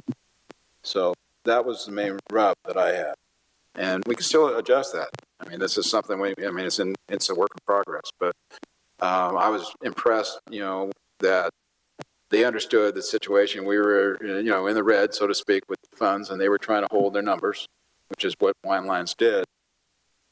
But everybody else, increased and asked for more money, and so that was that. So to me, I would rather, if you take that whole pot of money between the three of them, no more than that, but we readjust the values between the three of them because they all work very hard for the city and bringing, folks here. So, if we can do that somehow, I don't know numbers-wise tonight, or if we can look at it on the final.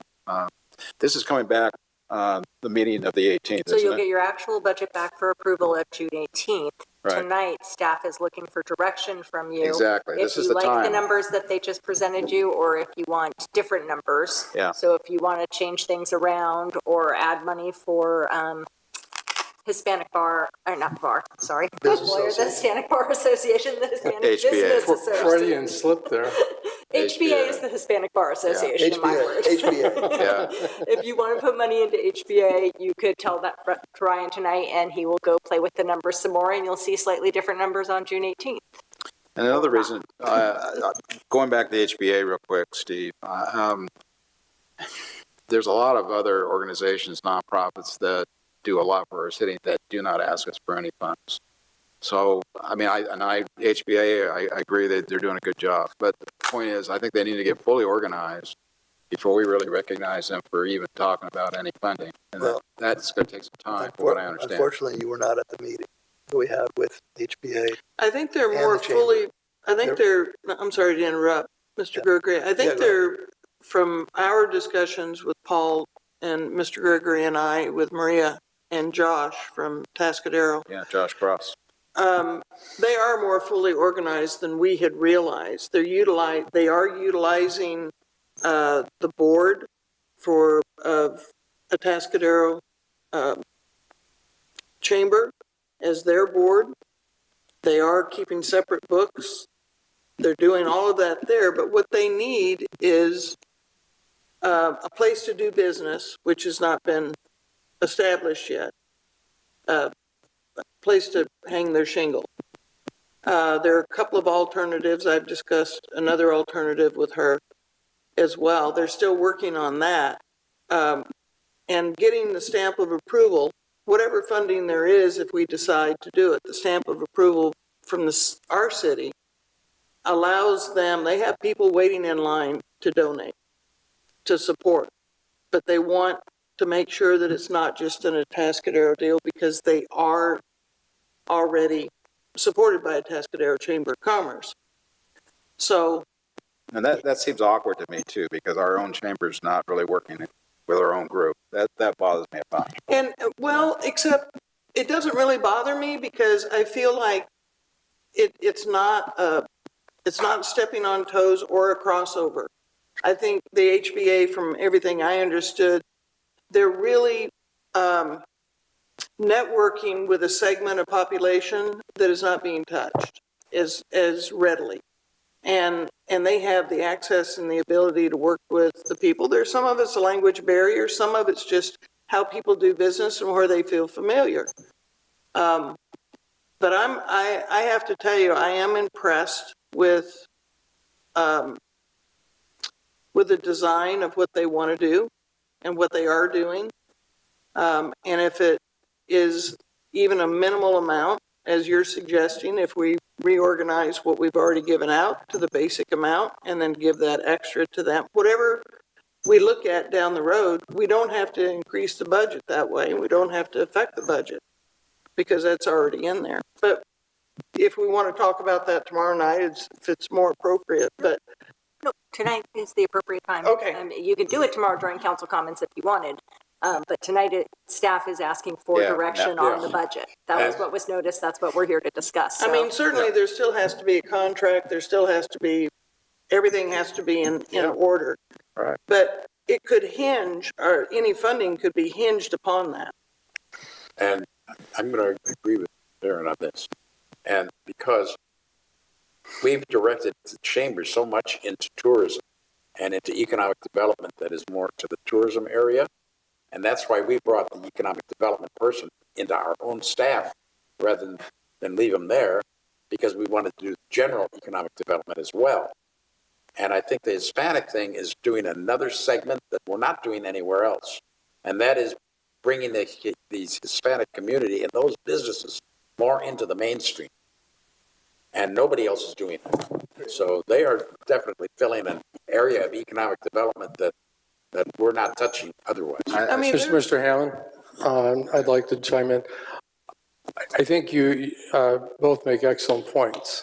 My concern is that, you know, we're bifurcating this between Atascadero and Paso Robles. If Atascadero wants to fund it, I'm all for that. Would we make a donation to that cause? I think I would be pleased to consider that.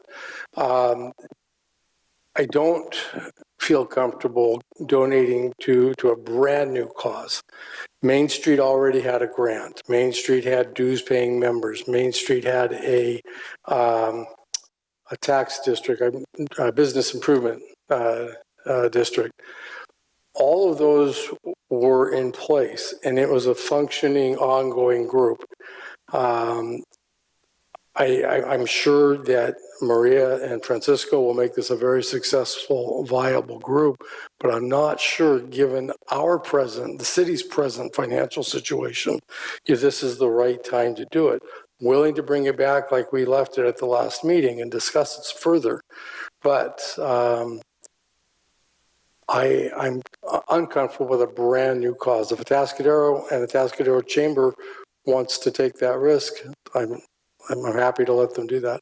Well, and I'll say this, that if they were asking for $150,000 or $200,000 or $1 million, I'd agree with you. If they're sticking at like 60 to 80,000, I don't think that's really out of the question. That's my opinion. Next year. And I also think it's important to understand the model that she's working from. Yeah. And probably the best way to do it is a presentation. Because basically they're working HBA and Atascadero 2 days a week. They'd be in Paso Robles 3 days a week. Over 40% of our population is Hispanic. Right. And I'll guarantee our number of businesses in our community are close to that percentage, Hispanic Business Association. So I just want to be inclusive of what they're trying to achieve. And that's to bring them closer, be more part of the chamber and be more part of our community. That's all. So I think we should consider. And I would never recommend that we do something special for somebody. Right. It has to have the exact same requirements as any other group that we sponsor or donate to. I'm not saying we go outside of those bounds. Well, these are tax dollars, right? And we don't normally just hand out tax dollars for things that aren't specific. Right. That's my point. And they don't have a plan, as far as that I've seen, organized plan with a board and you know, normal structure, which is what I'm asking for. They're working on it. Well, and that's why we're not talking about appropriating the money. But if we put it in the budget, at least that sends a message to those donors who would then donate to them and let them get the money to do the rest of what they have to do to really then be viable for ours. So, well, I'd also like to see if they're gonna even do anything. I want to know what the goals are and what are we actually funding? You know, and if you can point to something that there's a plan right now that we can put a value to that, I think that's important, right? Right.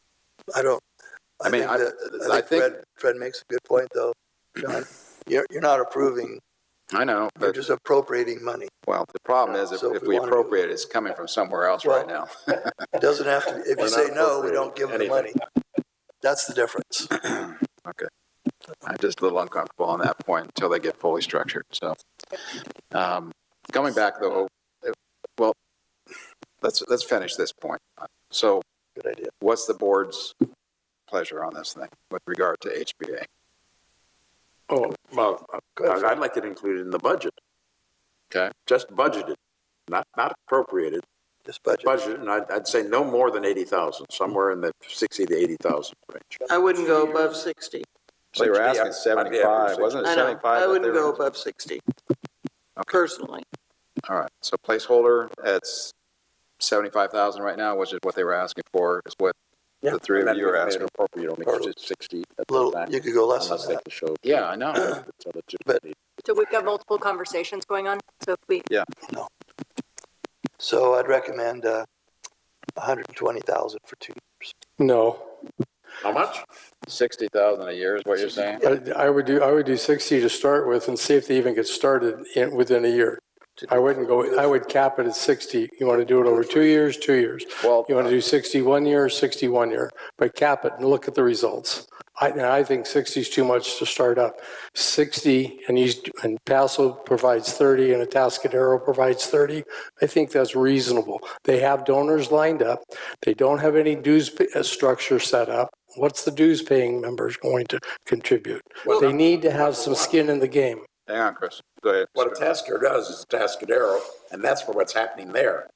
What we're giving is for what's happening here. And what is it? Common management. My impression is that this is to get the management started. This is for one employee. Right, that's exactly my point. And we saw where, I think Supervisor Shang even gave them 5,000 or 6,000 just to help them get started, right? Something like that right now for a budget hole, I don't have a better problem with them to get them started and structured. So how about 60,000 per year? 60. And let them come back with their results. I'll do 60. I don't want to discuss the exact, but 60,000 in the budget for it, then we can figure it out from there. Yeah. Can we at least see what their plan is and what they're going to, Well, we're not going to give them anything until they show us that. Yeah. what we're going to get for that? Yeah, what what they're events are they going to sponsor? Things like I think that. what the council is looking for is some sort of placeholder for value. Right. So if they do come back, they want to be able to fund it through a source. Right. Right. It's not being funded. It's No, just it's not being funded. It's just a placeholder. They need to earn it. And Mayor and Council, if I may, if there's a desire, and I'm kind of hearing that there may be, that we can bring them back. Again, it may not be in line with the budget, but if we have some dollars identified in the budget, we can bring them back here in the not too distant future to kind of cover in detail some of the questions that have been asked and raised tonight. And I know some have some more information than others, and that would be a good opportunity just to bring them back and have those questions answered. So we can do both essentially. Okay, Elizabeth, do we need to make a motion on this to change or just direction? You can just give direction, and just so we're clear, you're giving direction to add a line item basically of $60,000 in this area of the budget. And then when they come back to request those funds, there will be an agreement, and attached to that agreement will be more of the definition, as Mr. Hewitt was saying, of what it is you're looking for. And I would go so far to say is we would bring them back for a presentation, then in a subsequent meeting, if there is direction, we would bring back the agreement after that. Okay. In fact, there was even a suggestion made at one time of having a minimum amount and then matching any fundraising they do up to a certain amount. Yeah. Well, that could be the limit for the 60,000, but only give them maybe 20, and then match fundraising up to the 60 or something. Okay. So if we're not unanimous, let's get a motion. I'll make a motion that we have, Discussion. Hang on, Chris. It's not a motion. It can be a motion. She just said that. It's not agendized. You are Yes, it's part giving of this direction. agenda. So Yeah, it is. if the motion is to give direction to staff to add a line item of $60,000 for the HBA, that is consistent with the Brown Act, you can do that. Yeah. If you all are of the same opinion that $60,000 is fine and you'd like to do it by consensus, you can do that also. But a motion is not out of line, as what was listed on the staff report was to give direction to council, right. or to staff. And one of the ways you give direction is through a motion. That's why I asked. Okay, so we have a motion by Roden, second by Strong. Discussion. Okay, so we'll call for the motion. Question. Councilmember Roden, aye. Councilmember Strong, Aye. Councilmember Bausch, Abstain. Councilmember Gregory, Aye. Mayor Hammond. Aye. Motion passes 4-1. Okay. Now, the next question I wanted to bring back was the differences in value for the Main Street, Wine Country, and Chamber. And I don't remember exact numbers. I remember Main Street, I think we ended up with 115 for the first year. It was like 110 for the Chamber and 85 for the Wine Country. That's the way it laid out. That's why I voted no. Then in the second year, it goes up even higher, and I cannot remember the numbers. I'm sorry. But so what I'd like to try to do is make a compromise so we can even out everybody and make sure all these partners are being treated fairly. I think we need to make that an item for the council, because now we're discussing about something that's already been approved. Yeah. I don't have a problem talking. No, about this was only a placeholder last time, wasn't it? it. Or you're changing the budget, We or? passed the- Yeah, we passed the placeholder. Yeah, so your last council meeting, staff did receive direction to move forward with contributions to the Wine Alliance, the Chamber of Main Street, the Wine Alliance at $85,000 for 2 years. Main Street at $117,000 and some change for 2 years. It was the first year, the direction we got was the first year amount for a 2-year agreement. And then the 115 for the chamber. That was 115, but it also went up the second year, as I remember seeing. in their proposal. It did go up, but at the conclusion of the last conversation, the council voted to essentially just carry forward that first year amount for both years of the 2-year agreement. Now, as I understood, we approved the first year, but we did not approve the second year, that we would come back and revisit that for the second year. Was that not correct? My understanding was that the council, and we'll be happy to look at it, but my understanding is that the council gave direction to approve 2-year arrangements, 2-year agreements with all 3 of those organizations, but utilizing the first year amount in their proposals in both years. Then it could be adjusted the second year if we chose to. That could certainly be a consideration, although we would be bringing 2-year agreements to you. So unless there was alternative direction from the city council, Well, we'd have to do that at the time we were adjusting the budget in any event for other things too. we would want to bring 2-year agreements to you based on direction and based on essentially just the ease of having those 2-year agreements in place. And that was in part several years ago that the groups requested 2-year agreements too, because it helps with their budgeting process as well. So the only way really, the way I see it is that we do re-agendize that item if 3 of us want to bring it back to discuss it again. Would that be the process if we wanted to change the values? Yes. Yeah. Right. So are there 3 people, at least on this 5-member board, that want to re-talk that out? I would. I'll be okay Not with that. now. No, re-agendize. Re-agenda. So you're good. Why? You're staying pat. We can do it when we're doing a budget adjustment. I'm sorry, did you stop? Yeah, Chris, you're off. Yeah. I think it's good the way it is. Opening up this again is going to create some hard feelings. I think budget decisions are already being made. I see problems with it. Is it legal to do? Yes. Should you do it? Probably not. Should we have a separate meeting to do HBA? Yes. But I think we're going to open up some problems. Let's let it lie. Okay. So basically 2 against 3 at this point. So then we'll let it sit. Okay. So that budget item will stay where it's at, Brian. Anything further on this proposed budget that we went over tonight? So do we need us to do a receive and file? This is a receive and file, but we've also given direction, which is what they're asking for. And then this will be coming back to us on June 18th. That's correct. For final approval and adoption. Correct. We have to have it done by the end of the month, right? That's correct. So if there's any, I have a question. Is there any other changes or challenges? Can that come back on the 18th, or how do we do that? I missed the question. I'm sorry. I didn't hear. If there's any changes or challenges on the budget? It's not a first reading, Well, we can second do that reading on type the thing. 18th. No, this is just an adoption of our budget. Adoption of the On budget. the 18th, you can On the still adjust 18th, it. yeah. And if something goes sideways, we can call a special meeting. And that's 3rd or 4th week in June too. It was tough just to get this meeting. Yeah. Yeah, I'm not recommending that. Yeah, no, I'm not. Mr. Mayor, I do have one actually clarifying question for you. I know you had mentioned the beautification projects. Yes. And wanting to put a focus on that.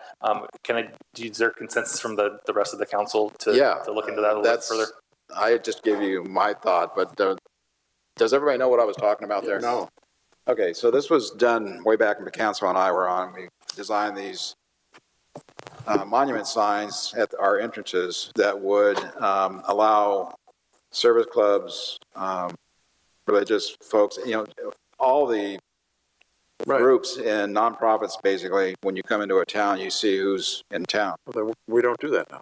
And we have one that's way south. There's only one down by the trailer barn. And it's probably 80 years old. Ah, I see. So this is a project that we would like to get done if possible. I mean, like I said, just keeps getting kicked down the road. And that's why I asked, this Yeah, tonight, I'll if we can agree. at least start it before I leave council. I'd like Put it to in the say budget. something like that. What was it? Do you remember what we estimated for that? It was actually going to be a partnership between service clubs doing some help and, Yeah. but also we adopted our beautification for the city. I think Warren had that set up where that was included in that that kind of work. Yeah. I think that again, I think Frida probably knows this at the top of her head, but I think the total for all the locations was in the neighborhood of $530,000.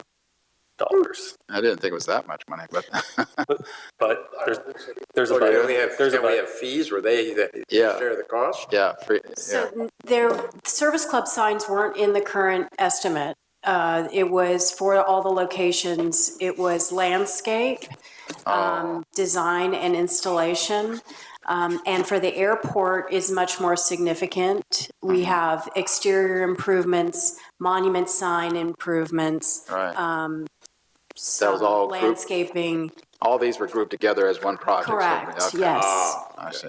Okay. That's different. Well, this is something, again, that I'm trying to get the council to give some direction. All the signage is in the budget for the Is signs? that in there then? I'm sorry? The signage is in the budget for the signage that John's talking about for the city? No, we have not considered in this current budget service club signage. This No. is like airport monument signage, for example. Right. But what about city signage? So we have existing city signage at First Street, obviously, Right?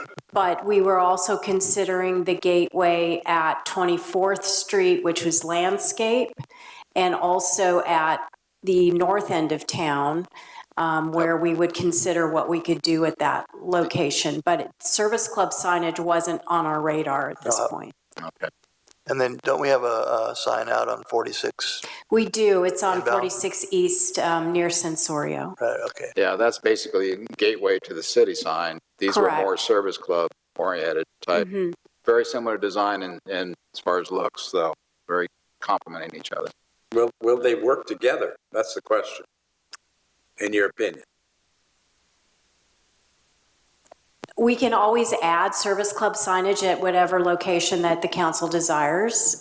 It would be separate from city signage, though. It's traditionally, there are separate signs that sit adjacent to the city signage that shows all the service clubs that are in town with their logos. Right. It was approved through this planning commission on how it would be handled through our city services and how every year they re-up and all this kind of stuff. That's all done. It's just that we have to basically get it built. And that's why I'm saying it's a project shovel ready, so to speak. We just need to fund it so it gets done. And Well, that's, I'm wondering what kind of an estimate we put in there for that addition to all of this. yeah, I don't know exactly. Originally, we were talking about, having a lot of the materials donated and a lot of volunteer help, that kind of a thing, and city helping a little too. But that's something we should probably budget. I wouldn't mind sitting down with Frida. We can kind of work that out. But I wouldn't mind putting 50 or 100,000, but that's no more. I don't even think it'd take that much. Like I said, it's far less than that. But the point is, we just need to get it 20,000? started. And I want to try and get staff to kind of, Yeah, if you thinking could just give me the- the chance to dig up whatever plans Yeah. that may be there so we can come up with an estimate, I can work with Mr. Cornell in putting a number together. yeah, Warren has it in his, he gave it to me a few months ago, so it's Okay. still there. Yeah. I'll agree to that. Me too. Okay. Got it? Okay. Thank you, guys. All right. So that's about it. We have direction and it's a receive and file. So any other discussion then for tonight's item? All right. So with that, I'll make a request for a motion for Motion adjournment. to adjourn. Second. Okay, we have a first by Gregory, second by Strong. All in favor?